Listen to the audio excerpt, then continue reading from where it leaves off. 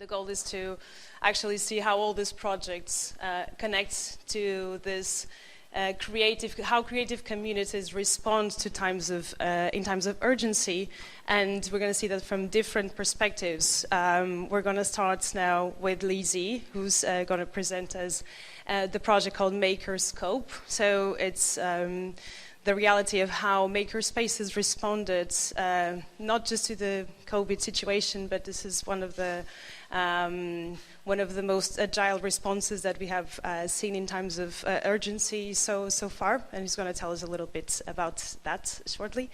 Then we're going to have Artists at Risk, which by now you have heard of, and we had the chance to have this insightful and interesting presentation. And finally, we're going to finish with Solomiya, who's the executive director of the Ukrainian Institute, and going to talk a little bit about cultural diplomacy. He's going to tell us how the creative spaces actually responded to the crisis that they're dealing with right now. So now I'll just leave you with Lizzy. Thank you. Switch over? If you want to Yeah. stand, Okay. Hello? Yep. Okay. Fine. I'm going to start a little bit off topic to end on topic. Basically, I'm Lizzy, and I'm involved with the makerspace Bau in Ghent. And when I tell people that I'm involved with a makerspace, I often get the question, what is a makerspace? Or people know a little bit about what a makerspace is, but don't know the full potential. And that's basically why I came up with this presentation on the importance of makerspaces, because the influences of makerspaces are quite significant. That I'm surprised that people don't know more about makerspaces than they do today. We've seen a rise in makerspaces in the last 10 to 15 years exponentially.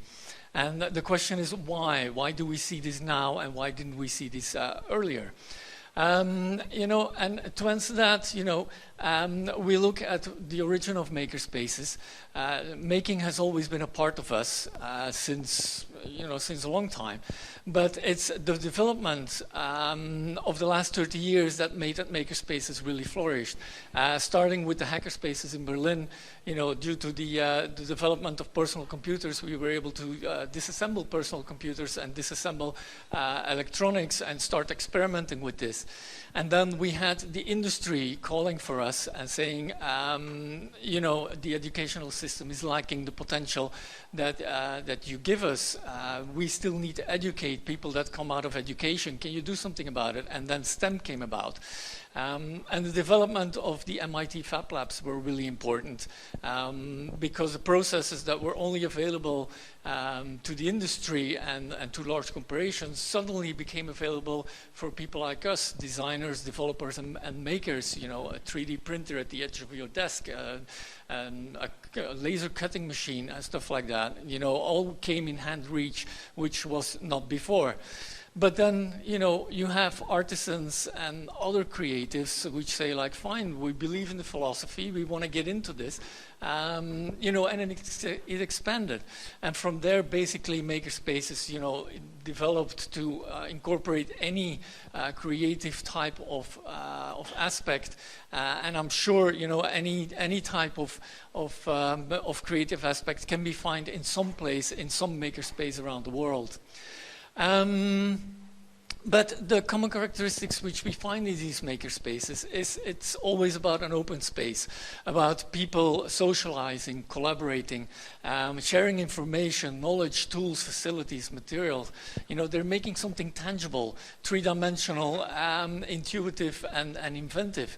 It's about learning, it's about experimenting, it's about, evaluating stuff. Why do we see the rise now? And why didn't we see this earlier? Because, we have been busy making for a long time. And for that, I want to take you back for a short time. And I want to put human history on the scale of 1 year.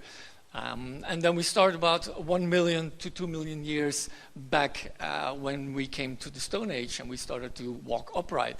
And we've done quite a long time, we spent quite a long time, you know, gathering information, reproducing ourselves, building our homes, and it isn't until November 19 that we invented fire.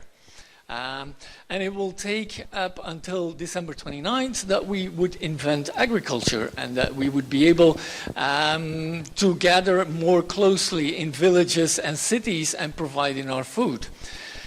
It would take up until December 31st before we invent science and we can deconstruct a certain process and reproduce it in an exact same way. And it will take until the last day to 11:05 before we invent mass production. And in the last minutes and in the last seconds of our human history of that calendar year, you know, we move incredibly fast. We move exponentially. We invent electricity, plumbing, you know, transportation, health coverage, well, at least in some countries. The internet, virtual reality, artificial intelligence, you know, we go exponentially fast. But with it, you know, we're creating a heap of problems for ourselves. We really got ourselves in trouble, you know, culturally, economically, ecologically. There are so many problems today that we need to face and we need to address because we are actually going so fast, depleting our resources and so on. And if we need to believe the world leaders and company leaders, we need to invest in innovation. You know, but what is innovation today? Where does it lie? And are we doing so well? Well, there is a partnership, 21st Century Skills, which investigated what we needed and their buildup of the big companies in the world. And they found out, you know, that we need to invest in 4 C's, and these are the skills that we need to address for the future, which is 1, communication. Being able to share information that we have. 2, collaboration, being able to work together efficiently. Do critical thinking and being able to analyze the different aspects of what we're doing. And above all, we need to be creative. Now, very well, these are very nice characteristics to acquire, but reality shows that we're actually not doing so good at that aspect. An investigator, George Land, investigated the creativity level, and 5-year-olds score amazingly good. 89%, you know, of 5-year-olds are creative geniuses, but by the time they're adults, you know, only 2% remain.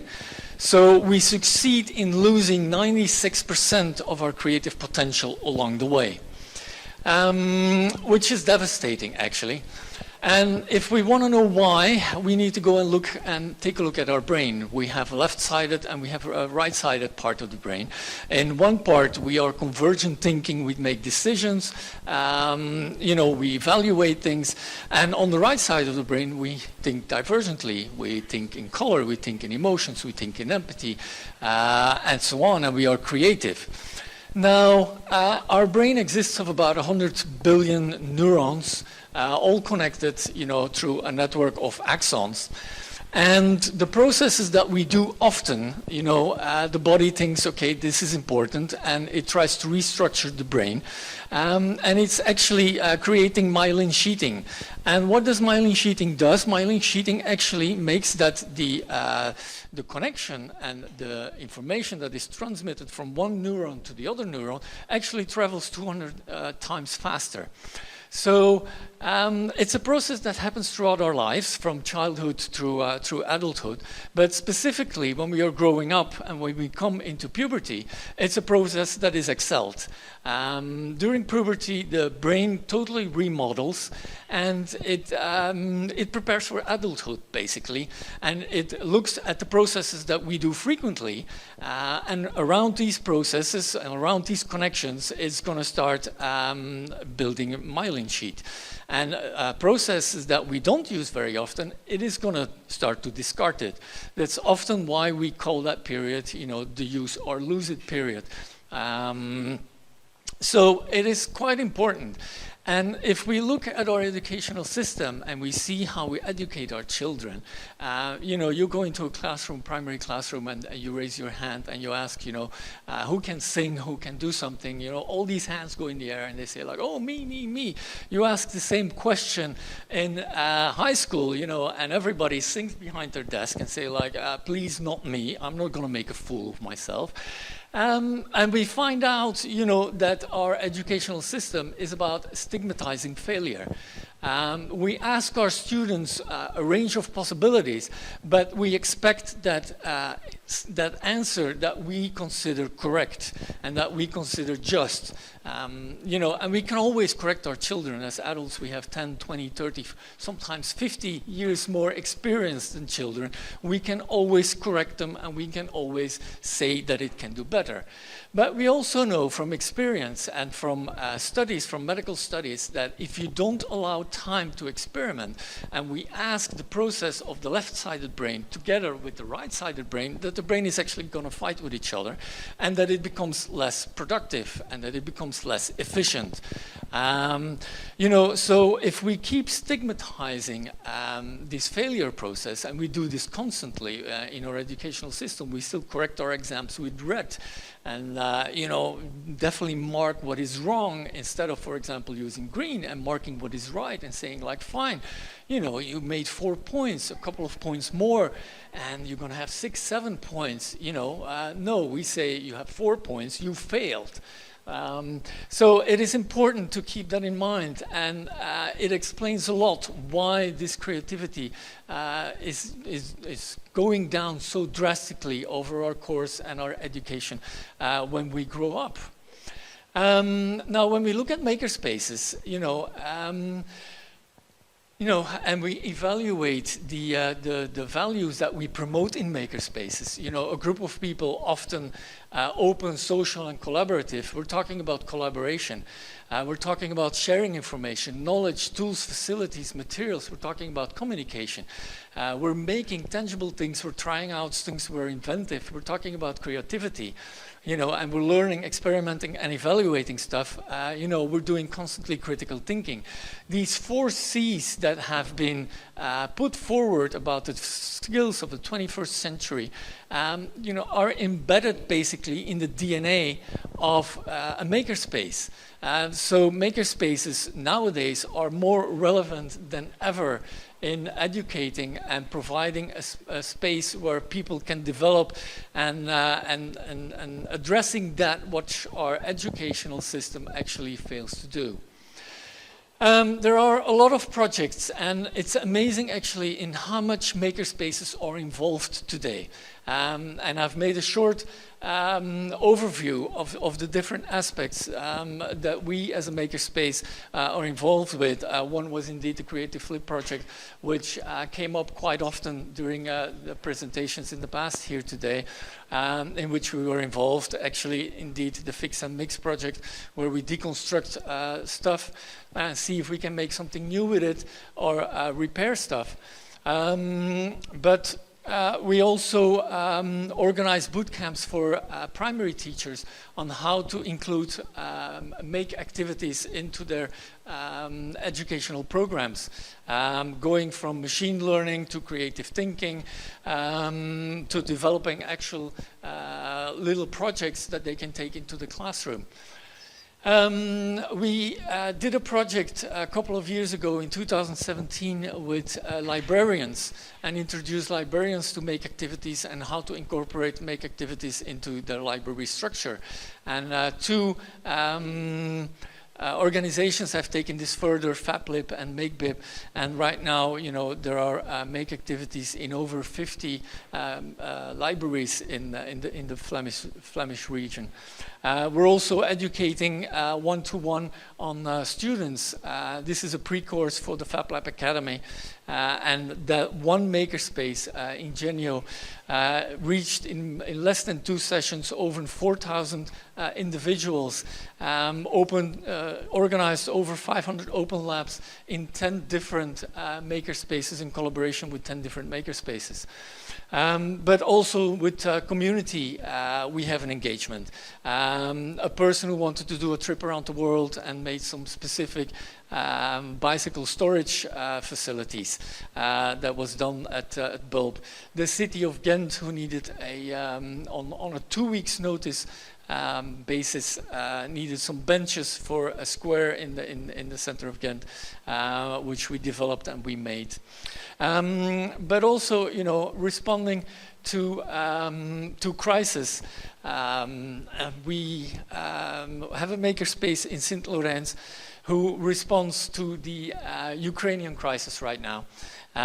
Basically, they developed a website on which they organized everything which is needed for the Ukrainian community that came to Belgium, from clothes to things that children need, and separated very nicely on boys and girls, men, women, the sizes that were needed for these specific people, if there are household goods that were needed, and what specifically they would be needing in, if there were toys and stuff like that. It would all be gathered in the makerspace, and then on Friday afternoon, the community, the Ukrainian community, would actually come to the makerspace.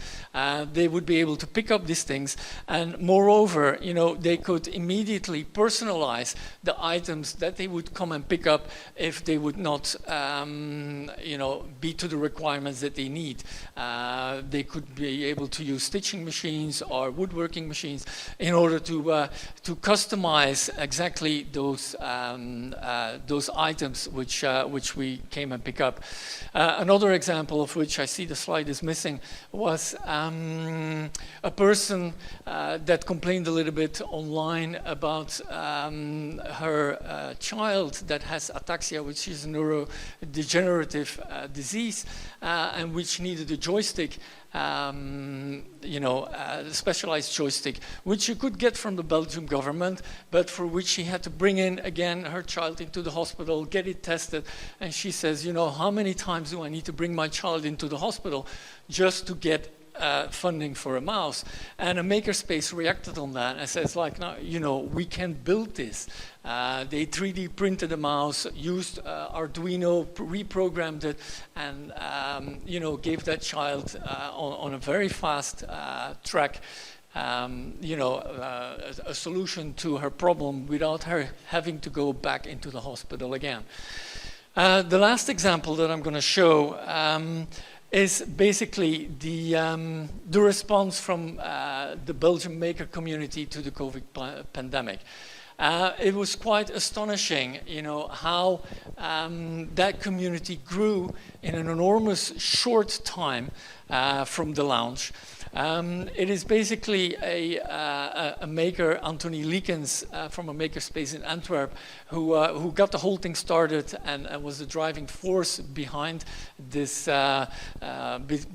initiative. And I have a video which basically let him explain about 2 weeks, 3 weeks into the COVID pandemic about the situation and how they are responding and what they're doing.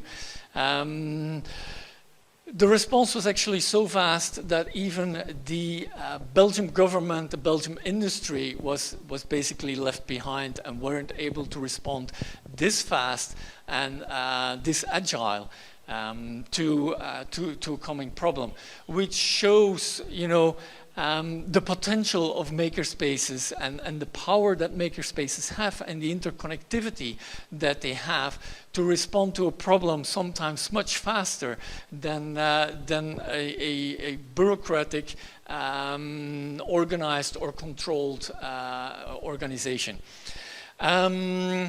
Sadly enough, the video is in Dutch, is in Flemish, but I've managed to create subtitles, so I hope you can follow along.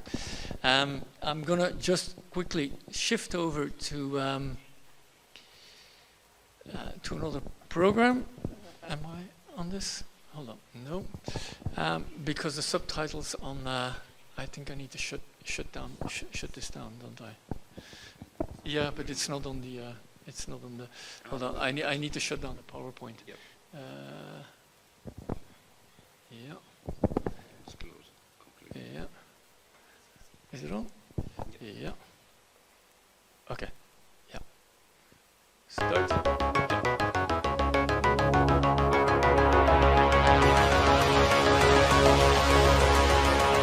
Hallo, ik ben Anton Likkens en welkom in mijn open garage. We hebben een groot burgerinitiatief opgezet van duizenden mensen die allemaal de goesting hebben om de wereld te verbeteren. We zijn aan het werken om tools om corona te verzachten, maar ook in het post-corona-tijdperk aan een nieuwe wereld te bouwen. We laten zien dat makers en burgers en iedereen kan bijdragen en dat iedereen nuttig is en belangrijk is in tijden van nood, waar dat we ons nu wel in bevinden. Goed, een kleine status van ons project. We zijn vandaag 24 maart, dat wil zeggen dat we 12 dagen nu bezig zijn op extreme topsnelheid. We zijn gestart op donderdag 12 januari rond de middag ben ik gestart met Pieter met een videochat, even checken of Jitsi zou kunnen werken om ouderen mee te laten werken. En we dachten, we gaan hier wat mensen bijhalen, want in tijden van corona kunnen wij van alles gaan bouwen. Laat ons er een dozijn nerds bijhalen en dan zien we wel wat er gebeurt. Dat had ik nooit natuurlijk niet verwacht, dat wij nu met bijna 1800 mensen in onze Slack-chatgroep zitten. Dat er ondertussen meer dan 10.000 burgers te landen betrokken zijn geworden en betrokken geraakt om bewust mee na te denken en mee te helpen hoe we corona kunnen verzachten. We hebben een groot netwerk opgebouwd met initiatieven van burgers, met initiatieven van bedrijven, met initiatieven van de overheid. We zijn de grootste burgerbeweging of de grootste hackathon die ooit in België plaatsgevonden heeft. Zomaar out of the blue, zonder dat we het verwacht hadden, terwijl dat we allemaal thuis zitten. Dat is onwaarschijnlijk. En we zijn niet alleen maar aan het brainstormen, we zijn ook aan het opleveren. We zijn producten aan het bouwen en producten aan het neerzetten. De eerste was praatbox.be, waarmee dat je op een eenvoudige manier kan videochatten met mensen die geïsoleerd zitten, oudere kinderen, weet ik wat, die eenvoudig eens een keer een babbeltje face-to-face mee wil doen.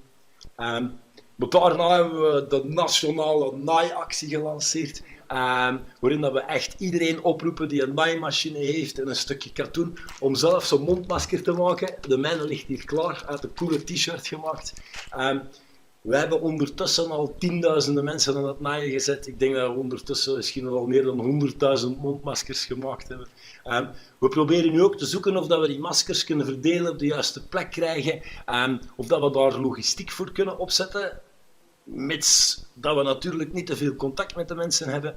En we zijn zachtjes aan het werken aan een gedistribueerde fabriek, waar we materialen hebben die bij naaisters moet geraken, en dan hebben we mondmaskers die bij hulpverleners geraken. En dat gaat niet alleen zo zijn voor mondmaskers, maar we zijn aan het denken hoe dat we dat heel hard kunnen uitbreiden. Er zijn er nog een paar dingen in de pipeline. We hebben nu patronen klaar voor schorten, veiligheidsschorten die genaaid kunnen worden. En waar er ook al productie van het opstarten is. Er zijn verschillende initiatieven met face shields. Er wordt heel hard gewerkt aan alternatieve logistieke modellen die we kunnen inzetten om in tijden van nood hulpmiddelen, boodschappen en weet ik wat allemaal om te sturen. Er zijn heel veel projecten. We hebben gisteren eens de lijst opgemaakt en er zijn meer dan 30 ongoing projecten in alle verschillende vormen en maten. We werken eraan van er een overzichtje van te maken en dat gaat op coronadenktank.be. Gaat daar een overzicht komen van wat er allemaal op en running is en wat de status is van die veel verschillende projecten. Waar zij nu volop op werken, zijn die gelaatsmaskers. Die heb je wel al gezien, denk ik, bij de ziekenhuizen, spoeddiensten enzovoort.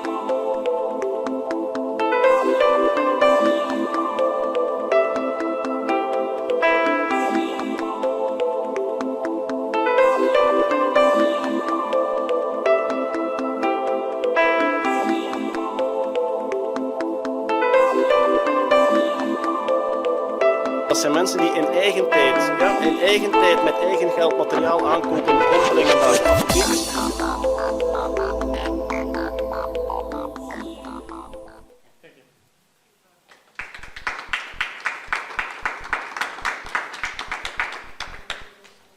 Okay, Lizzy, thank you so much.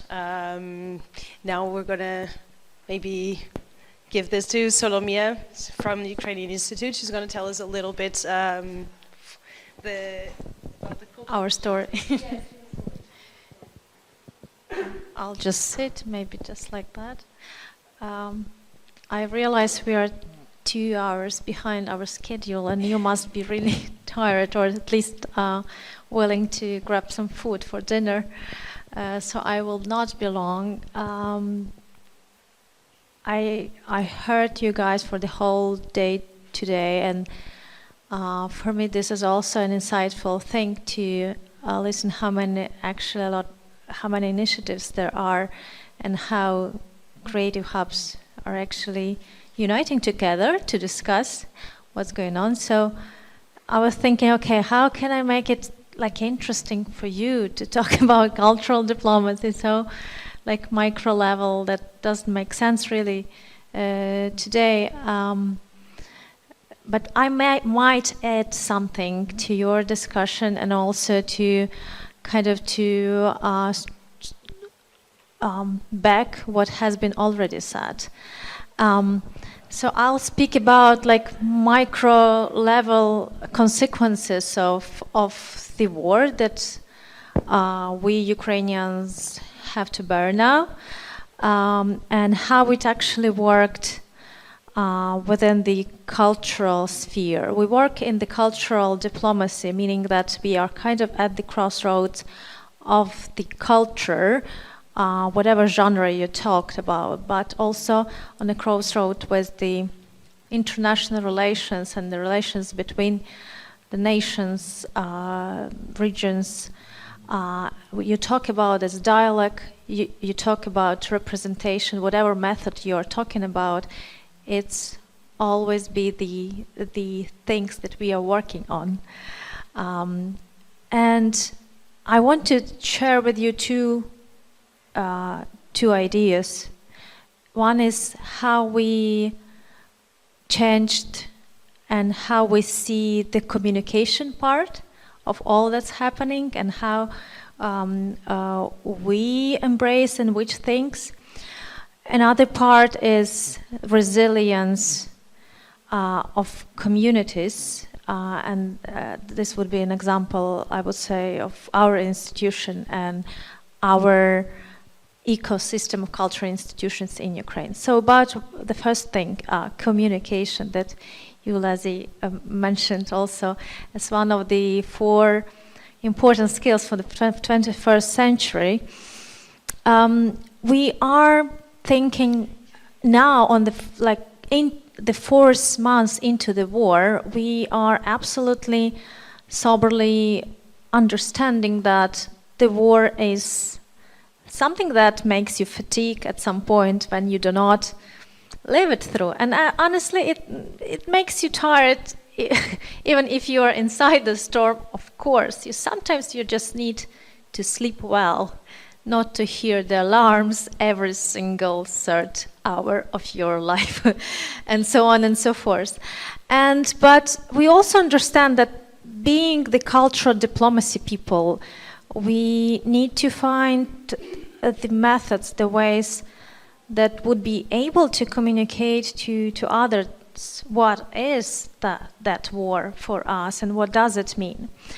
So, and I wanted just to share my idea how art is important here.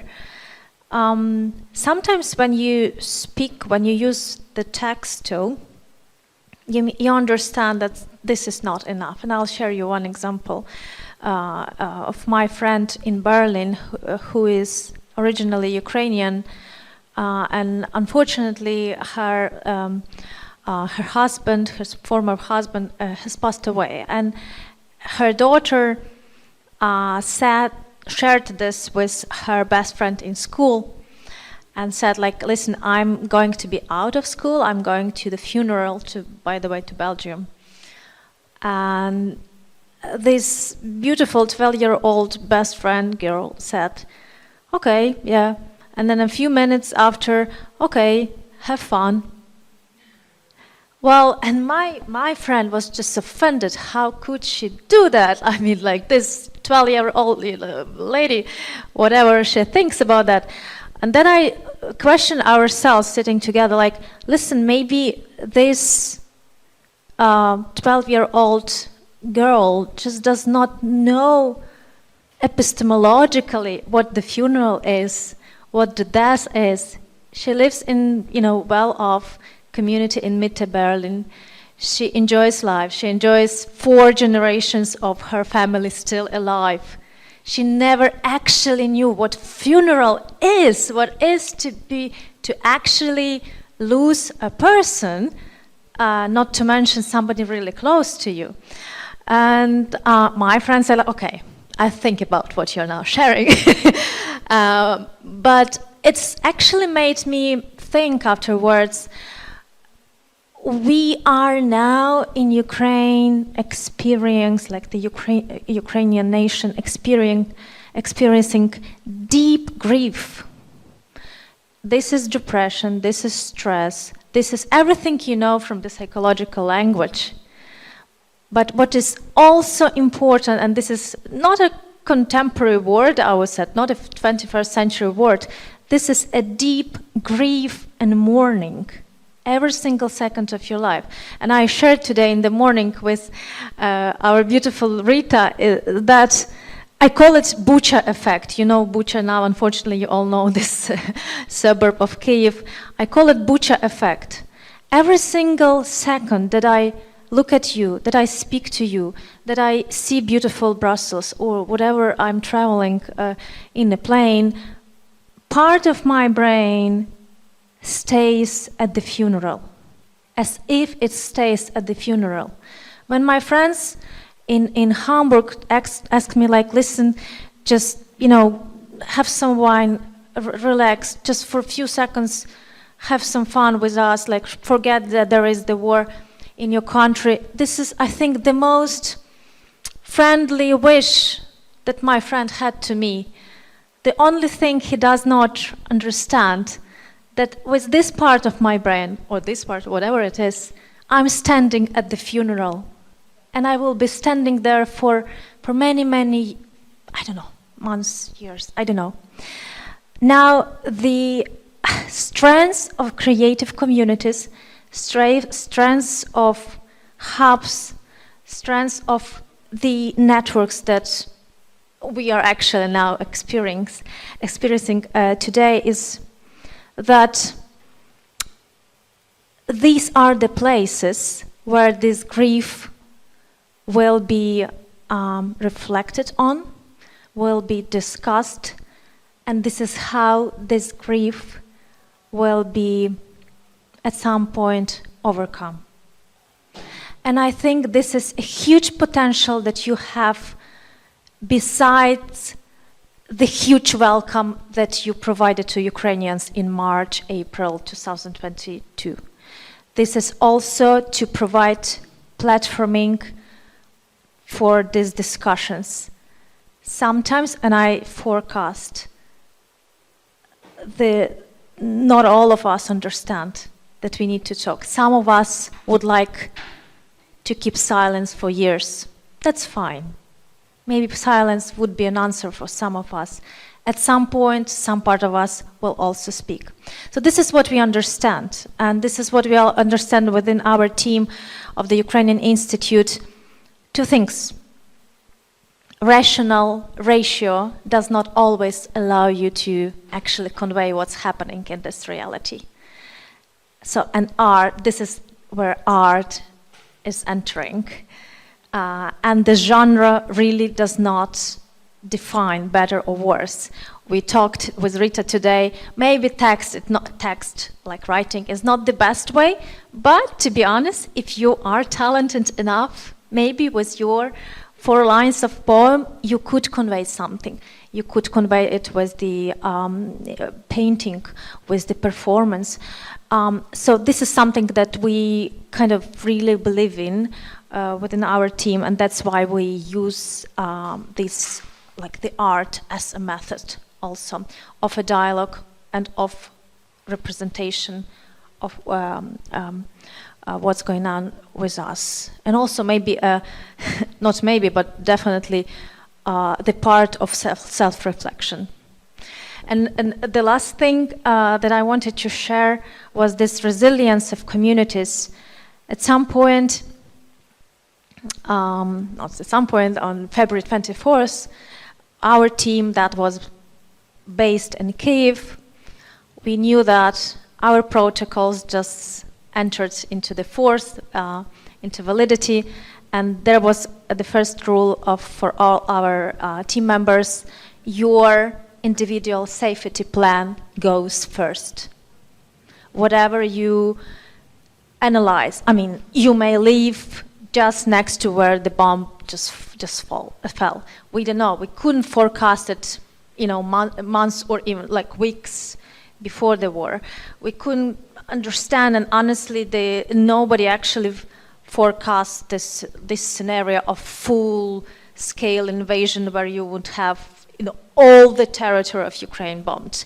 The most probable scenarios, as you might remember, January, December, would be some part of war. Yes, a lot of people expected that, but nobody expected that you wouldn't have any single corner of the country where you would actually not have the war. So this was just like scenario D, E, F for us, but it came to the force. And we, at this point, we said like to people, yes, your individual safety plans go first. And a lot of people, obviously, myself as well, went to the Western Ukraine, where you would expect less danger. There is danger, but still comparatively, as you know, the Western Ukraine is a little bit, fingers crossed, safer. And this is where an ecosystem of cultural institution goes. This is where you don't have to write emails, you don't have to wait for an approval of 1 week or 2. You just call and say, listen, we have 15 people of our Kyiv-based team in Lviv moving here just now. Like, would you share an office with us? Of course we will do. This was made by the Lviv Urban Center and the Gem Factory. They simply shared the space for us, which was like our home for almost 4 months. We are just this week now leaving mostly to Kyiv and moving back to the capital. This is something that is possible when you have horizontal networks, when you don't expect, chef or ministry or whatever it is to approve it. And this what really worked for us, and what is really specific or not specific, maybe you also have it, but this is really something that I'm really proud of, that we have it in Ukraine, that it does not depend on which sector of economy you work in. We are a public institution. We are financed by public funding, having a supervisory board, part of it administered by the ministry. But also, we are a part of the civil society network, a civil society organization that actually in Lviv hosted us, obviously without no formalities, without actually no long-term discussions, because we kind of made it for the last 8 years in Ukraine that if you have ecosystem, if you have this horizontal networks, whenever happens, your problem, maybe not fully, but also becomes a problem and a challenge of another part of the ecosystem. So this is something that I think we share as our experience with you as those who bears this potential of horizontal connections. Yeah, that was it. Thank you.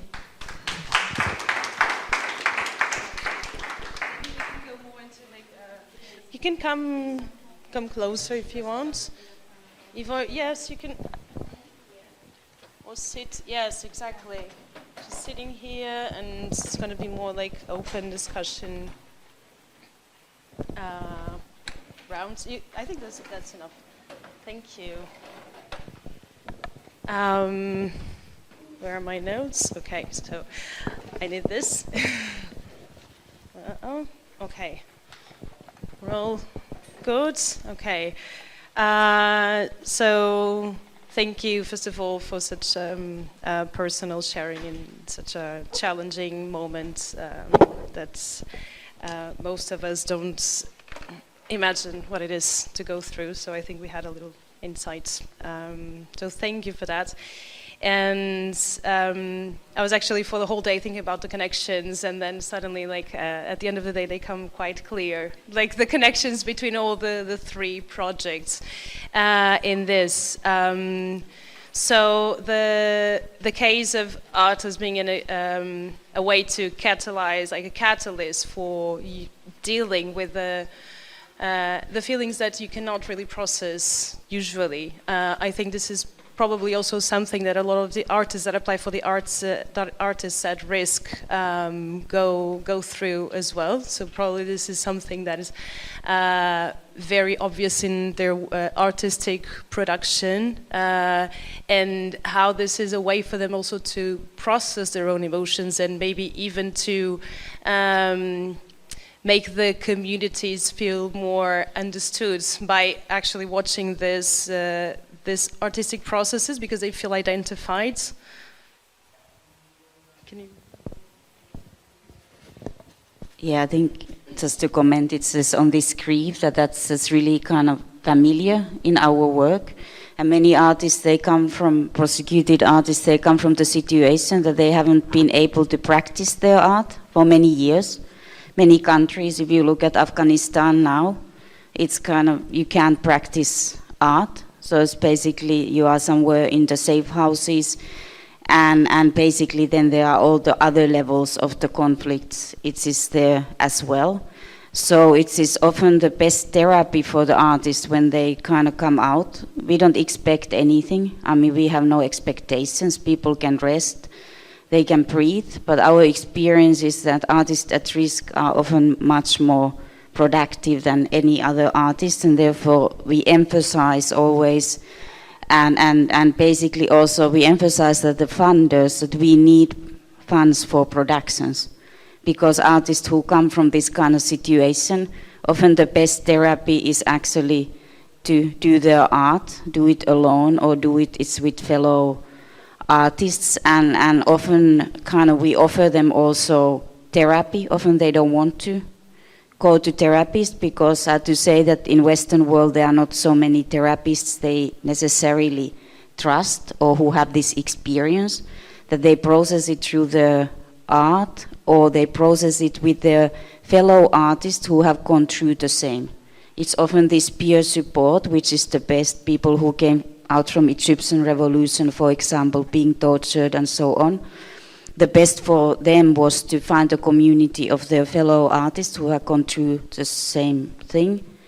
And then when it comes to kind of showing and kind of visibility, as you talk about, for example, now with Ukrainian fellow artists, it's kind of, we are right now collecting the stories, the artworks. We will launch a website. UNESCO gave us funding. There, of course, it's like immerse its wave of artistic, its creativity and productions which are coming out, but they are very different from theater performances of 1 hour of silence, for example. Then the audience comes and just sits silently with the actor.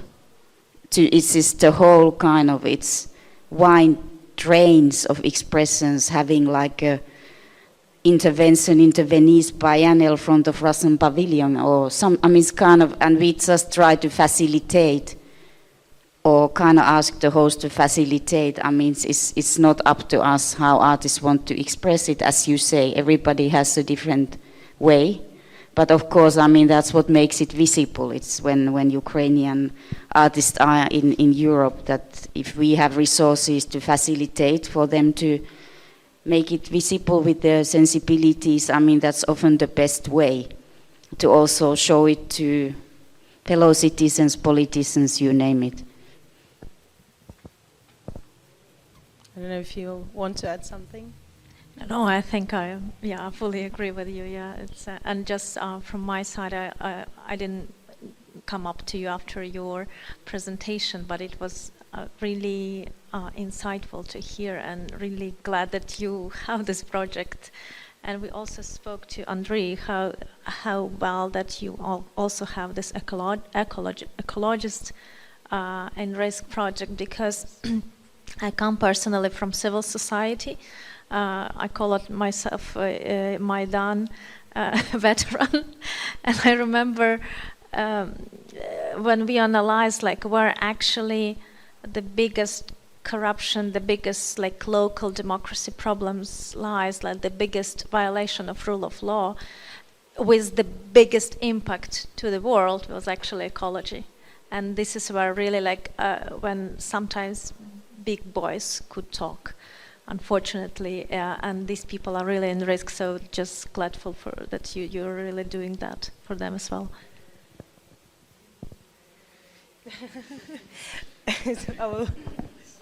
I will go to another topic that's kind of connected in this like support network.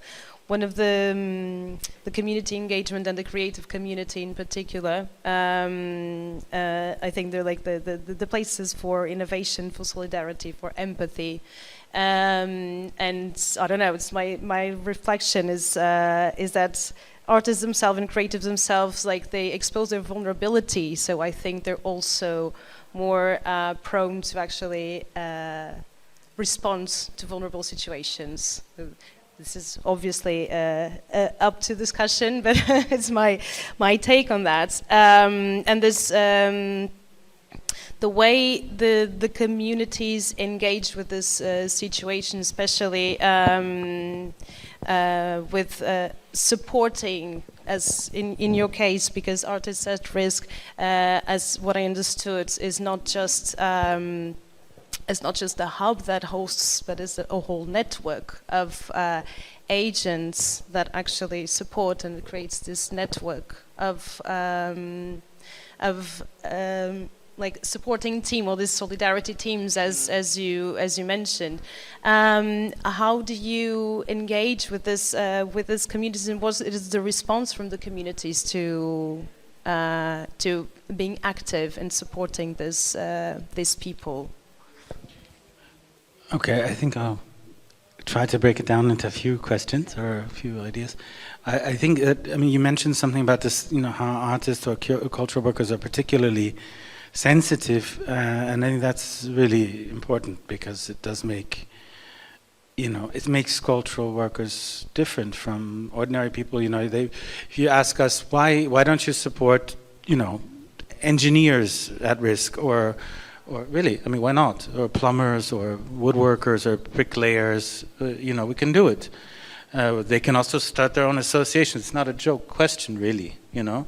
But the difference is really that artists and cultural workers often are those that stick their neck out. You know, they're the ones that say, I feel the wind is blowing and I can tell where it's coming from, and I'm going to either, you know, go with it or fight against it, or I can smell the you know, coffee, whatever it is that they smell it more sensitively.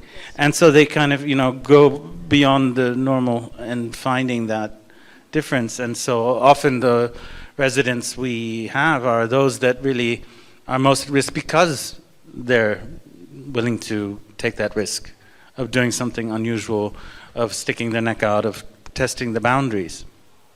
So this is why we work with artists and cultural workers, and that's why also even in ecological kind of framework, we're hoping to kind of innovate a little bit, or do, if you want to put it that way, have ecologists translate their work into a public realm. So we are fed up, to be honest, with the art world too, because it's always just doing metaphorical, sensitive, you know, showing everyone how bad it is somehow, right? You know, yes, it's bad, but then we want to actually take action. So we need to be in the field and work with the human rights defenders, the ecological defenders, right? But we want to create a two-way street, so that a two-way effect, so that ecologists can bring it to a wider public through a concert, through huge kind of audiences that you can reach through museums and all kinds of public events, and vice versa, that artists have to actually do something rather than just talk about it, reflect on it. So that might answer the second question a little bit. I think it's more. Go ahead. I think a lot of our people here in the room read Susan Sontag on the pain of others. this text, and from all this essay, long essay, what I like is this story about I think it was Bosnian and Ethiopian communities that in 90s both passed through the conflicts in their countries. And at some point, I believe it was London, when the art center, the gallery, decided to show both sides of both conflicts in one hall, in one room of the art gallery. And it was kind of also nice curator's decision. But when both communities came to art gallery, they were outrageous. Bosniaks were outrageous that somebody dared to compare their pain with some faraway Ethiopian pain, and Ethiopian community were outrageous because somebody did the same in regard to them. And I mean, Sontag shows that, I mean, empathy is important skill in society, and individually and society, in terms of society. But what we also need to remember that maybe the first role was, is if a person feels safe enough, if a person feels unthreatened enough, and if she came over all pains inside, this is the moment when she or he will be ready for empathy. So what I would like us to, and myself also, kind of to warn against is empathy dictatorship. In a way, and I will share now not Susan Sontag, but my experience in Hamburg at the conference. I spoke about the genocidal famine, Holodomor of Stalin's on Ukrainians. I spoke about Bucha. It was just right after Bucha, and I was literally, it was Bucha on my face. And none of 3 Indian people in a room for the 8 days conference ever condemned a single step of Russian army in Ukraine. Not a single word of empathy, I kid you not. And it was at some point, like I say about Stalin, they say about, we had our Churchill and famine of 1942, right?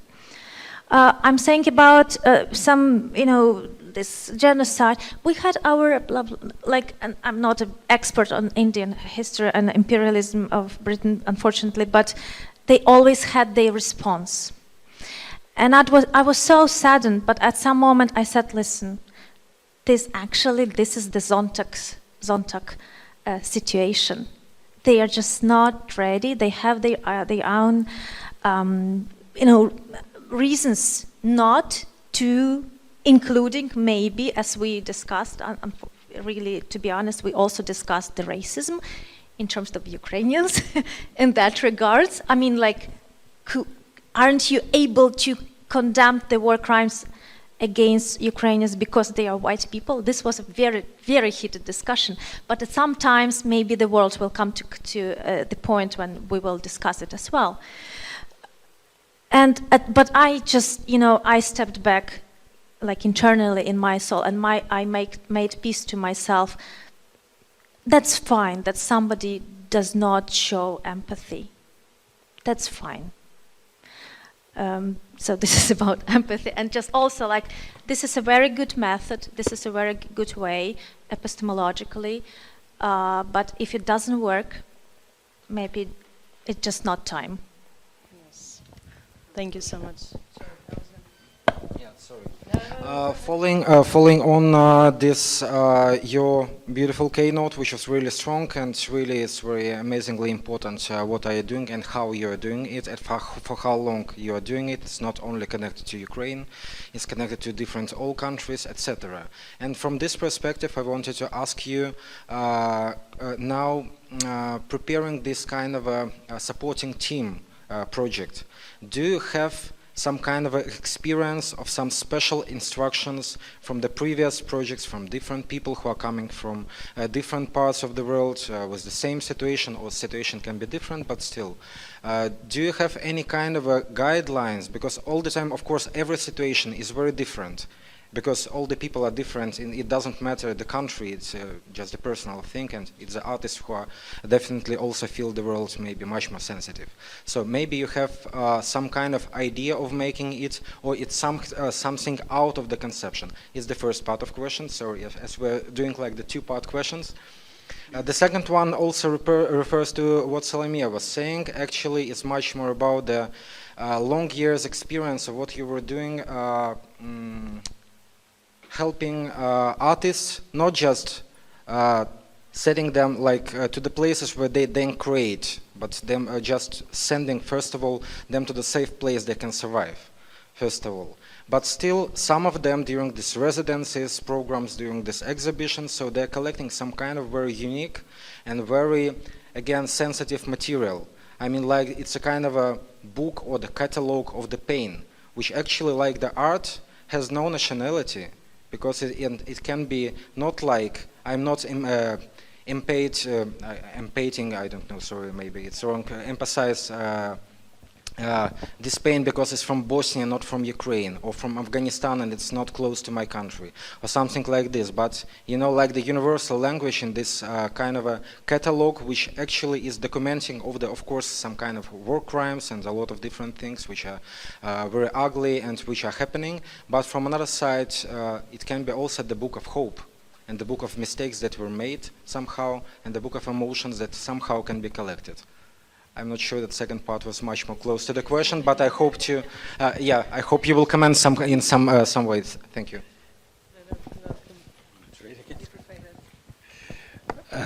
Okay, thank you for your comments. And I mean, I think the first comment was really, the question was really important because it's trying to understand more how do we develop a type of protocol, perhaps, for dealing with such situations. And we are actually currently in a moment where we're doing this precisely to avoid what you're talking about, in a sense, the Sonntag moment, if you like.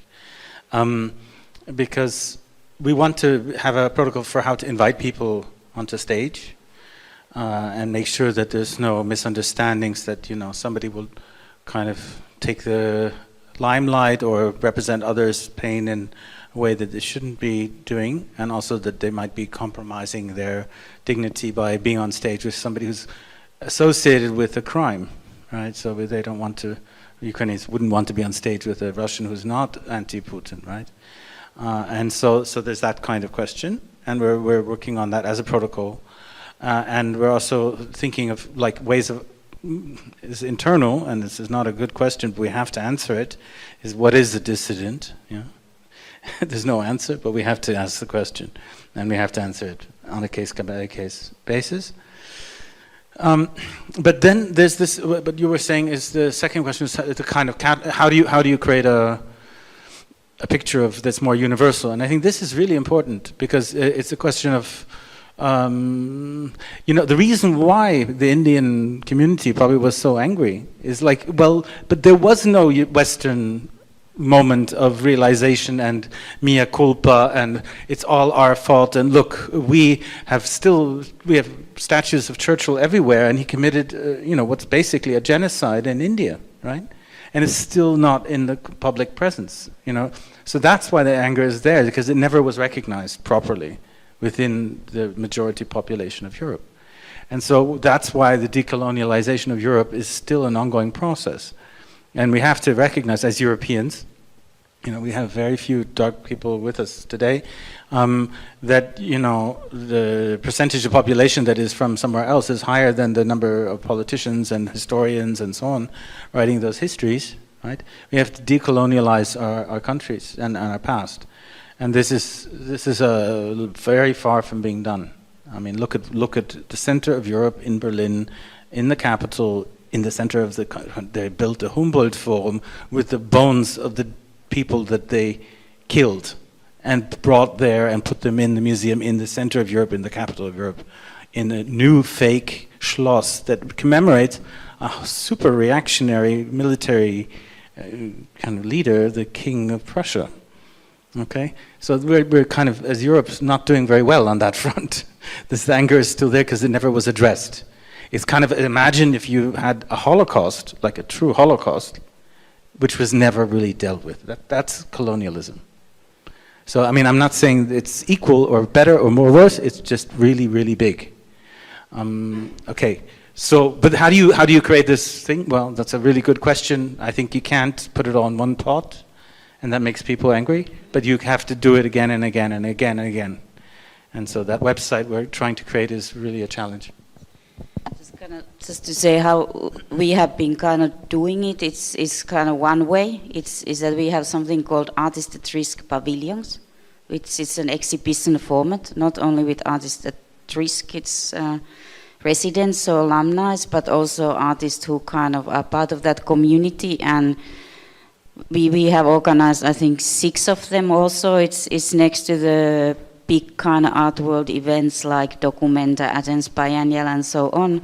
But it's really up to the artist what they create, that we don't say that you have to show genocide or you have to, it depends. Each artist is kind of dealing with their pain and situation in very different way, and I think that touches much more, that we have somebody who is a painter from Iraq and his paintings are very surrealistic. I mean, it's kind of really in the imagine, and sometimes that actually reaches out what is happening in much stronger way. And I think this is exactly when we talk about the language of art, as you said, that it's sometimes very difficult to write a text.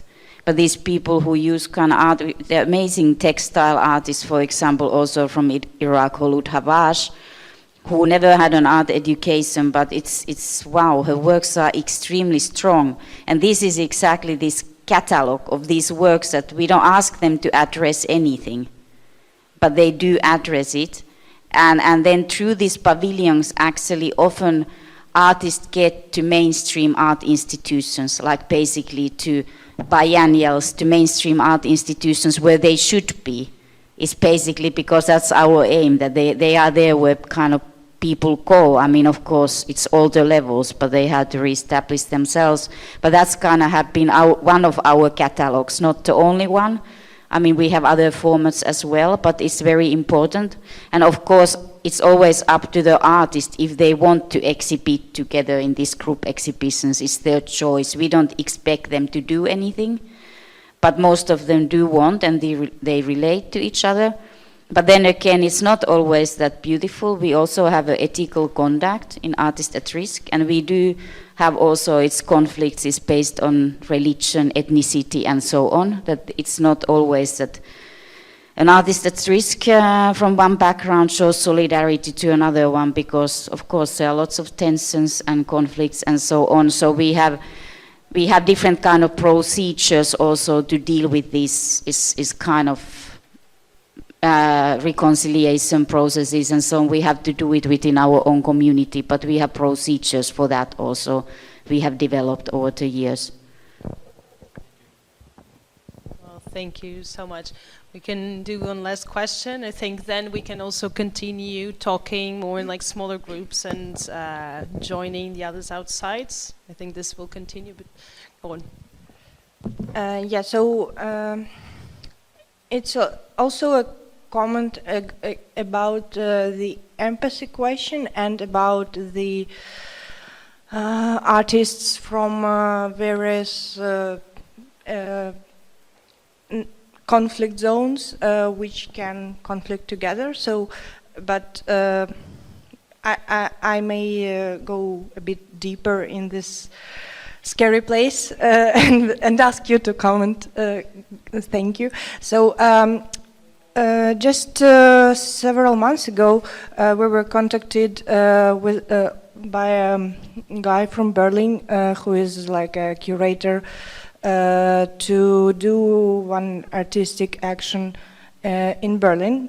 We are still going at that, but that's another story. So he was showing one example of a super cool Berlin art museum or gallery, like the top-notch institution, and it's like, look, we can also, I don't know, share this action and go to this artist call. So I go to that museum and I see that they are having an open call for Ukrainian artists and Russian artists for a joint exhibition. And we were talking inside our team, like it was second month of war, like how do you relate to this open call?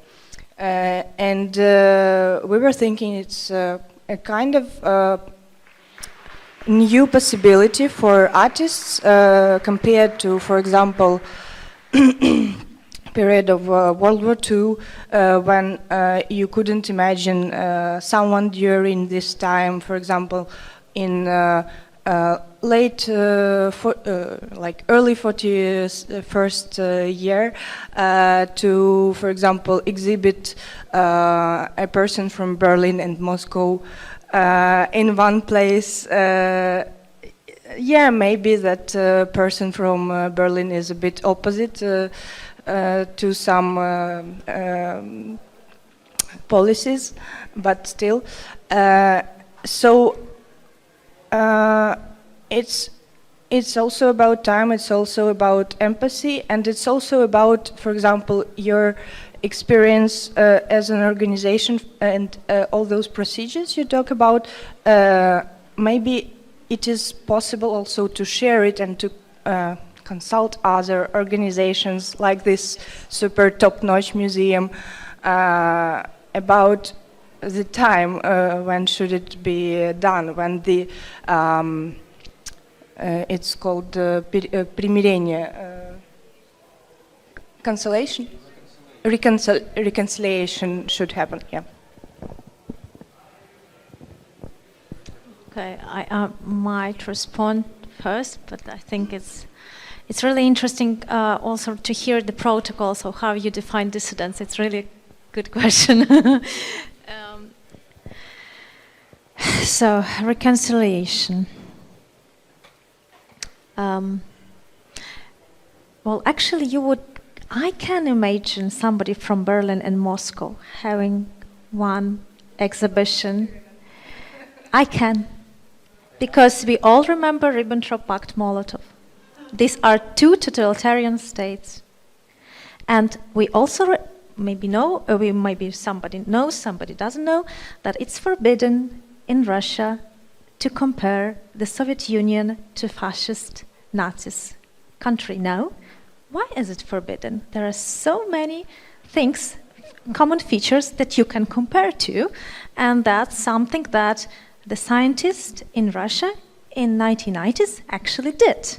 Now people are forbidden in this super interesting country that we all have to have as a neighbor. And another thing just about reconciliation is just imagine a person, I am a person like that never cannot imagine a situation, I mean, vice versa. You want to speak about reconciliation when the only thing that she comes up in hearing Russian is raping, is death.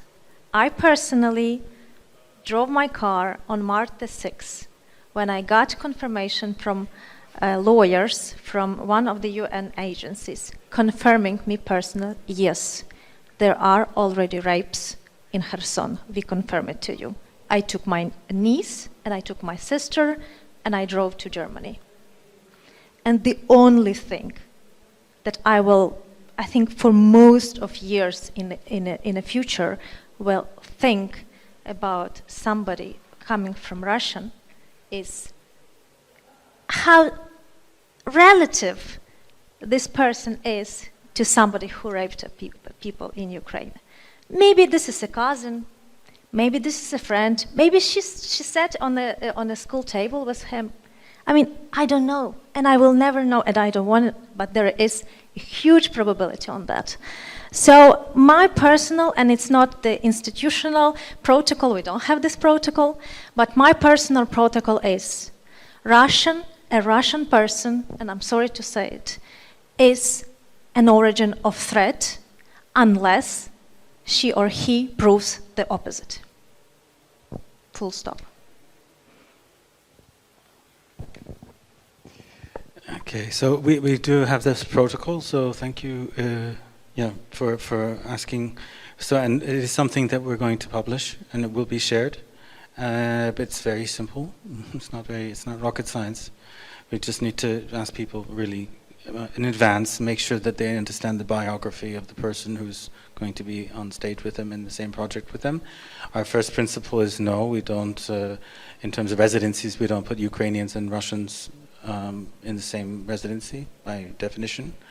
Russians must be oppositional, not only now, but before the war, right? And so that's very clear.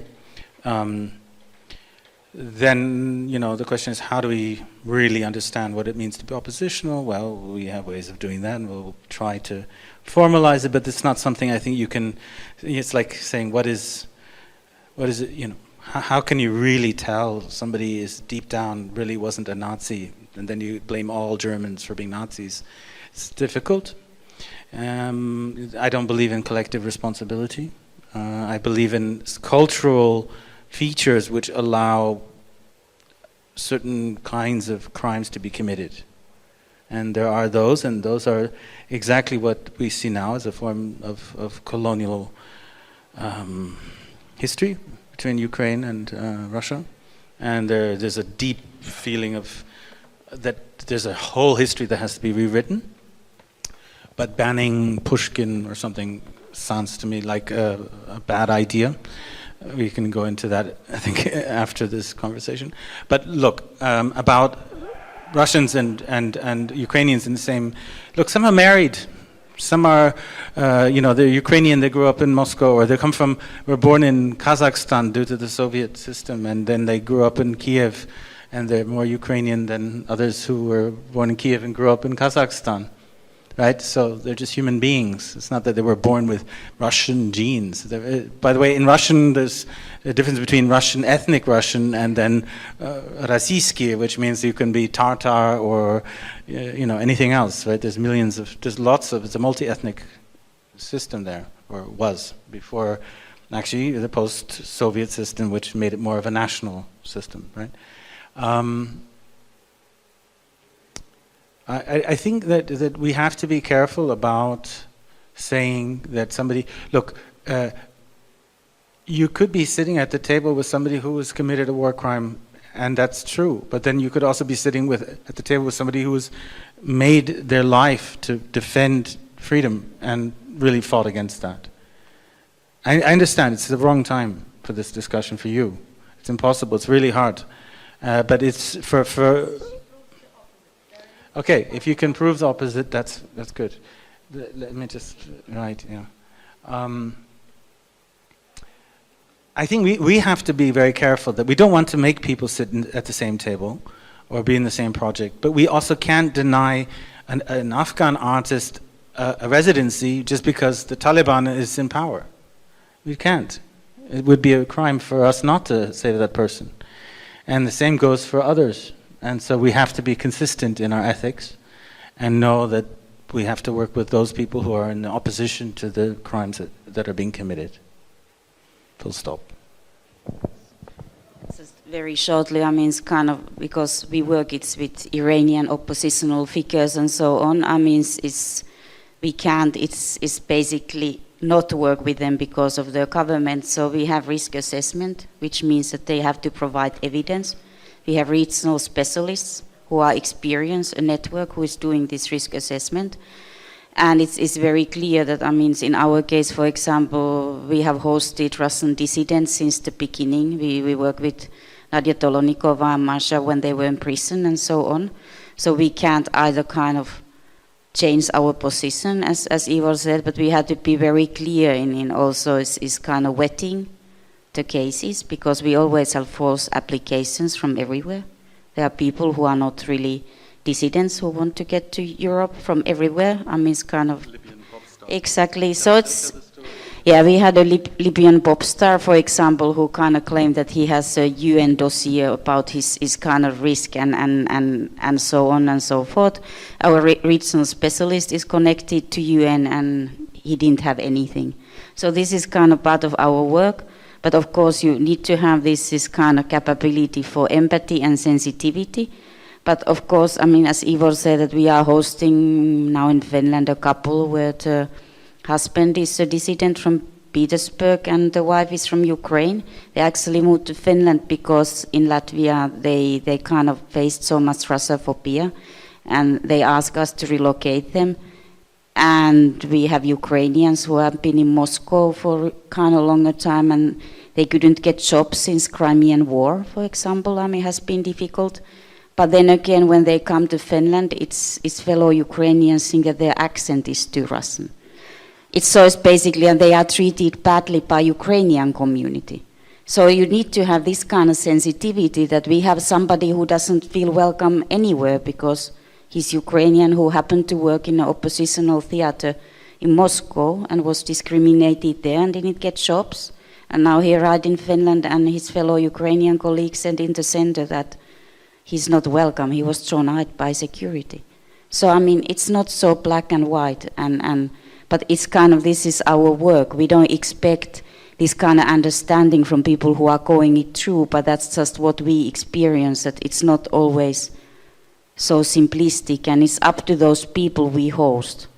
As Ivor said, we don't host it's artists in the same place, but if they're in the same city, we inform, for example, Ukrainian artists that we have Belarusian dissidents or Russian dissidents coming to this event. Do you want to join? I have to say that it's kind of many places they do join, and they even start to organic manner. For example, Belarusian dissidents and Ukrainians, we see that they are already working together. It's not forced, but if they want to do it, it's their choice.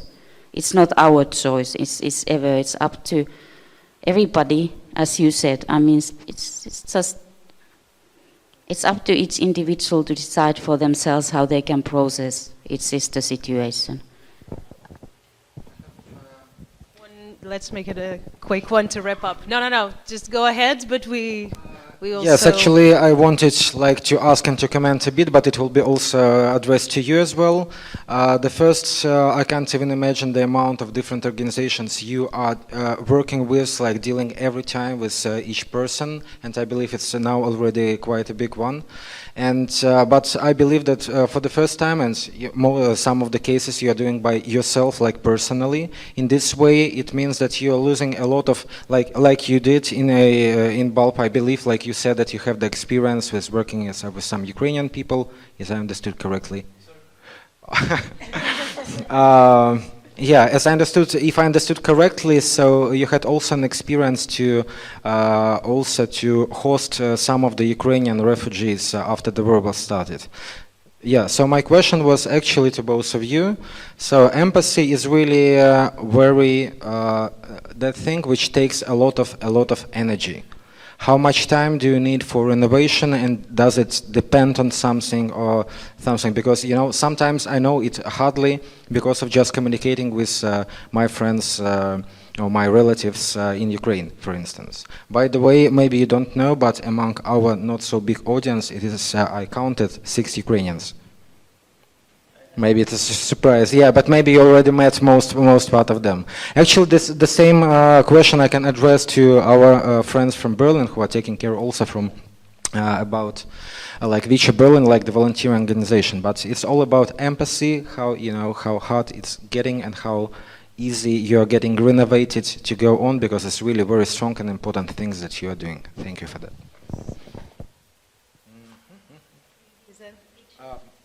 Is it a question? Actually, if you want to comment, no. I'm just asking. I think maybe we can go. We have a resource. Yeah, we can answer shortly Yes. Please. Yes, yes, yes. I just want to add about the empathy and about everything which you have discussed.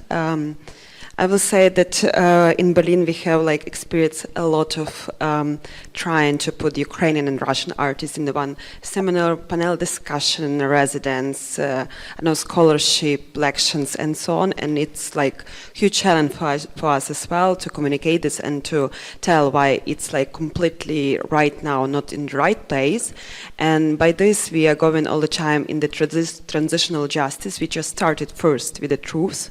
So when the truth declare what happened in Mariupol, in Kherson, like it was in Bucha, then the second point is we are going to the next step to the justice, when we are getting justice.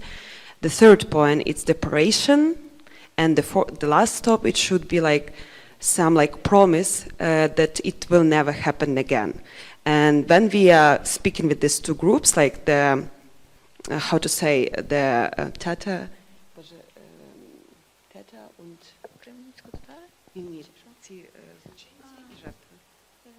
The victims and the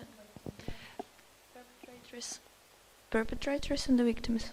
Yes, when the perpetrators and the victims, like when they going through these 4 steps, they can be equal with the equal voices.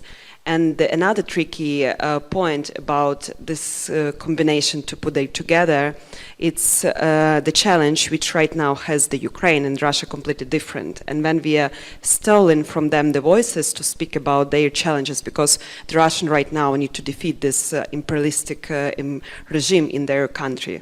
But the Ukrainian need to like survive the genocide and the erasing of the whole culture.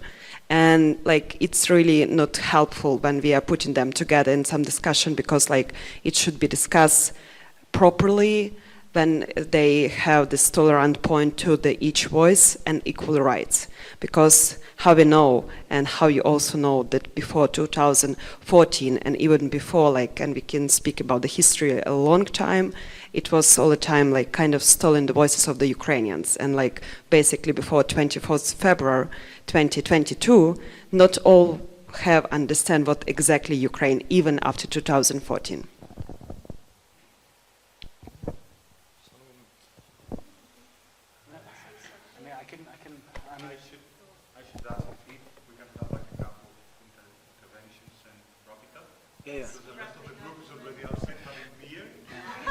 We actually feel, I mean, actually, I of course, no beer in Belgium. It runs out.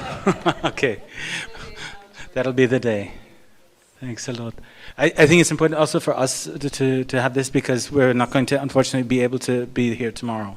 And it's really important for you to maybe have this discussion. You know? So I don't know if that is, it's good that we're talking about it. And so it's important to us too, and so we want to make sure that you understand that. And so it's like, I think, you know, you're right. It's too, you know, I think Marita always tells the story about Yugoslavia and how, you know, especially the Germans, like, let's all hold hands and be friends, you know. It's like, no, they end up in fist fights, you know. They start really having physical. Yeah. Okay, you can tell the story.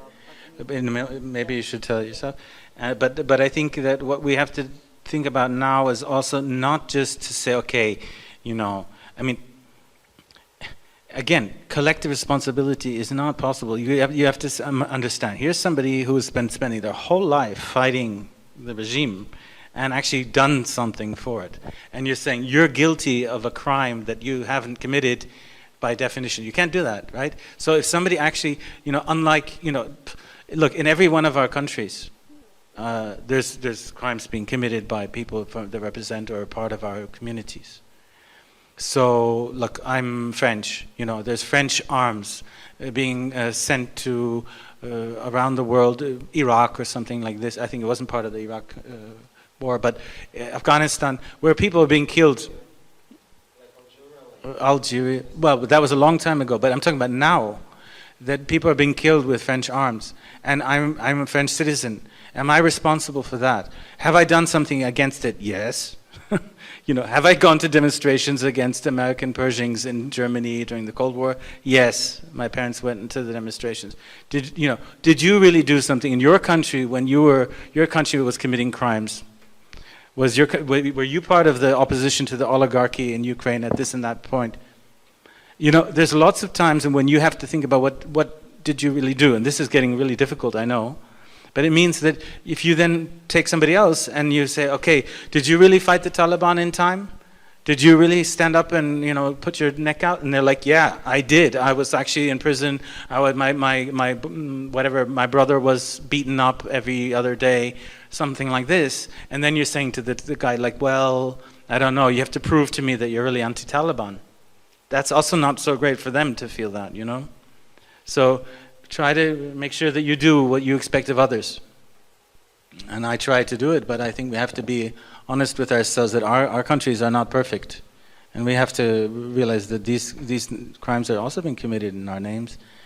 And just to expect some incredible moral standards of others and not of ourselves is a bit rich.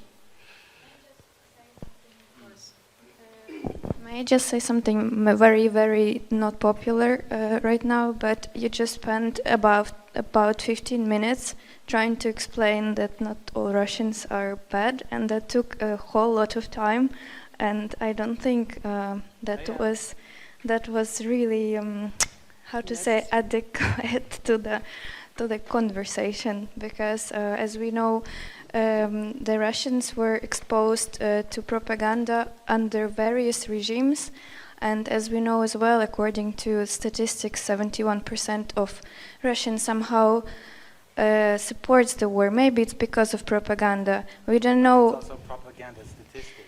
Not sure. Yeah, it is.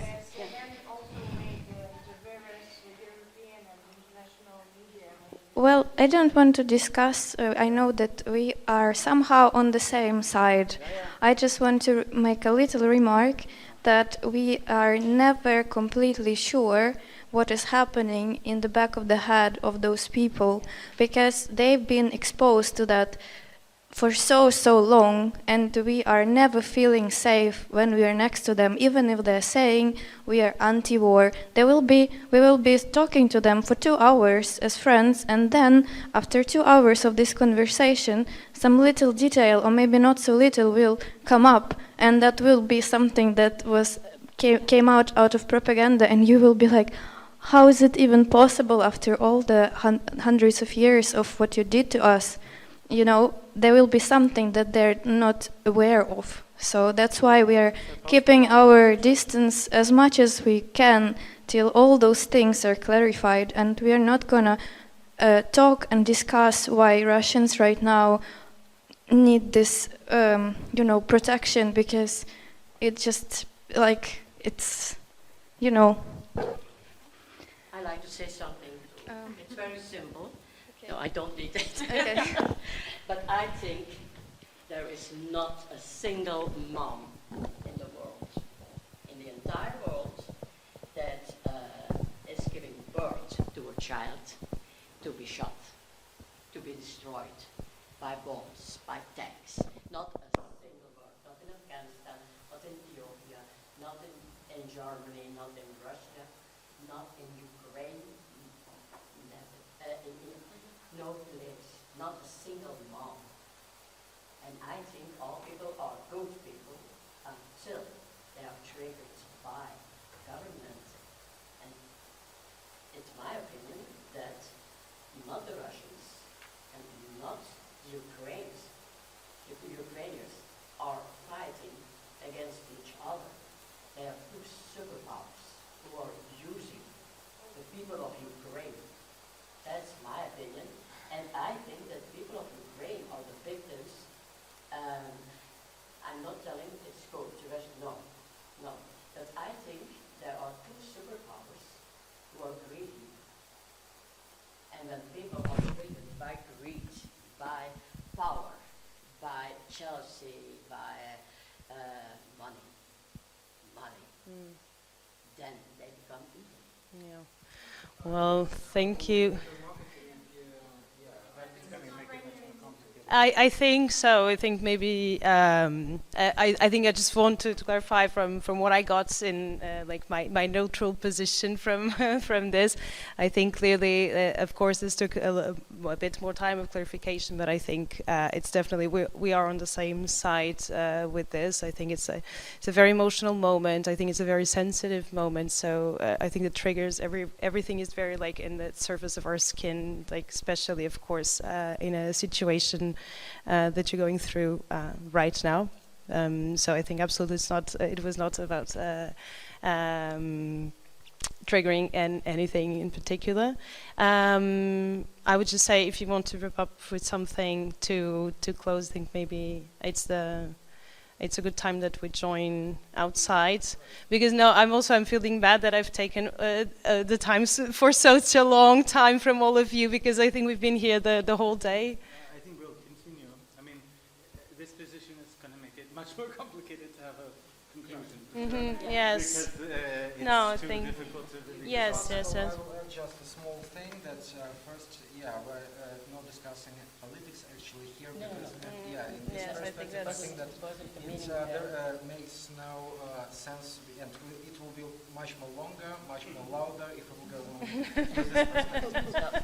Another imagination. Of course, I understand your position, because you have to be at the distance and to be neutral to make it fair. And this is what I really do respect. And it's really hard sometimes to take this position or that position, and you don't have to do it because of your the mission of artists and tweets that you're taking for yourself. Speaking about the war crimes, or the war is a crime. But from another side, we can see it from different perspectives, because there is one country who's invading another country. Not coming back to politics, where now can just remind that much more of the things are going on in the media, especially in the 20th century. So, media also makes it very hard not to react and not to take any position. So, I wish you to remain neutral, and again, thank you so much for what you do for the conversation. I'm not the moderator of the... No, but you could be co-moderator, actually. This almost happened, so Andrea is part of the team. I'm very happy you jumped in. Stay objective, So, put it that way. yes. We're not neutral. I would just add to that, we're not neutral in the sense of like that we don't care or that we don't take sides. We take very clear sides, but we're objective about like where an ethical stance has to lie, and that we try to keep that very clear. Yes. Thank you so much again. Thank you for the panels that... Sorry? I really like the discussion. No, me too. Like I think this was. I don't want to say because we were not on the other rooms, but I think definitely. Like I will stick to this, and we had the most fruitful and actually like engaged. Because actually, I think we were the only group that was like collectively talking. Yeah. And no, definitely this was really inspiring for for me. I think for all of us here. I really appreciated the time you took to come here and to share all your thoughts and your work, and all of you for contributing to this amazing conversation. People can connect also outside. There's also more people I'd like to connect with. There's beer. Okay. So now we deserve beer now. So let's have some beer and talk about politics. Exactly. Thank you.